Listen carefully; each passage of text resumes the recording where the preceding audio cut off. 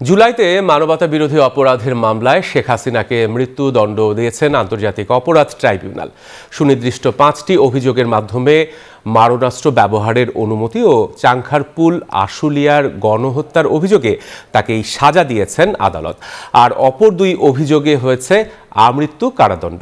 গণহত্যায় তার সেনাপতি সাবেক স্বরাষ্ট্রমন্ত্রী কামালকেও মৃত্যুদণ্ডের সাজা হয়েছে। আর রাজসাক্ষী মামুনকে দেয়া হয় 5 বছরের সাজা। এমন রায়ে খুশি প্রসিকিউশন বলছে, আদালতের রায়ে ন্যায় বিচার প্রতিষ্ঠিত হয়েছে। অপরাধীদের ফিরিয়ে এনে রায় কার্যকর করাই এখন প্রধান চ্যালেঞ্জ। জুলাই গণ অভ্যুত্থান পরবর্তী পুনর্গঠিত ট্রাইব্যুনালে প্রথম কোনো মানবতা বিরোধী মামলার রায় হবে শেখ হাসিনার বিরুদ্ধে। তাই সোমবার সকাল থেকেই নিরাপত্তার চাদরে ঢেকে ফেলা হয় ট্রাইব্যুনাল প্রাঙ্গণ। সকাল 9টার দিকে হাজির করা হয় আসামি থেকে রাজসাক্ষী হওয়া সাবেক আইজিপি চৌধুরী আব্দুল্লাল মামুনকে। রায় শুনতে ট্রাইব্যুনালে আসেন আহত জুলাই যোদ্ধা শহীদের স্বজন। উপস্থিত ছিলেন দেশি বিদেশি গণমাধ্যম কর্মীরা।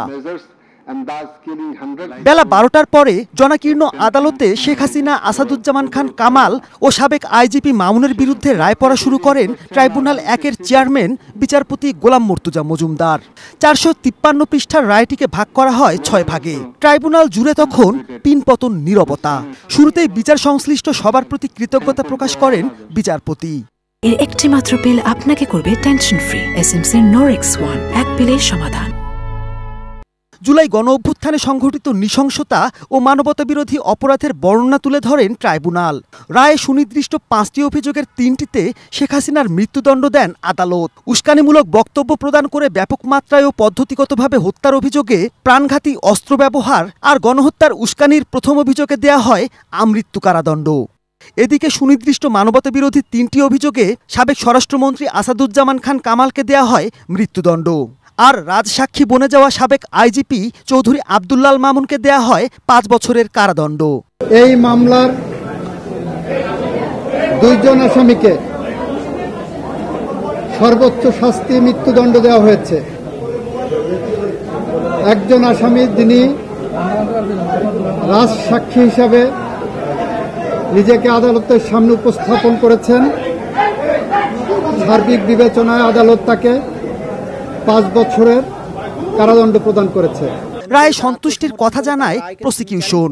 এই রায় প্রমাণ করেছে অপরাধী যত বড় হোক, যত ক্ষমতাশালী হোক, সে আইনের ঊর্ধ্বে নয়।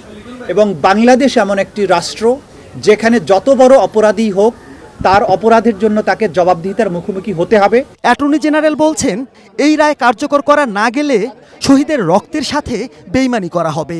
শহীদরা ন্যায় বিচার পেয়েছেন, রাষ্ট্র ন্যায় বিচার পেয়েছে, প্রসিকিউশন পক্ষ ন্যায় বিচার পেয়েছে। তবে শেখ হাসিনার আইনজীবী বলছেন, ন্যায় বিচার পাননি তার আসামিরা। এই রায়টা ভিন্নভাবে হইলেও হইতে পারত, হয়নি, যেটা আমার বিপক্ষে গিয়েছে। সেজন্য আমি ক্ষুব্ধ, আমি আমার ভিতরে কষ্ট লালন করতেছি। হাসিনা কামালের সম্পদ জব্দ করে জুলাই ক্ষতিগ্রস্ত পরিবারের মধ্যে বন্টন করে দেওয়ার নির্দেশ দিয়েছেন আদালত।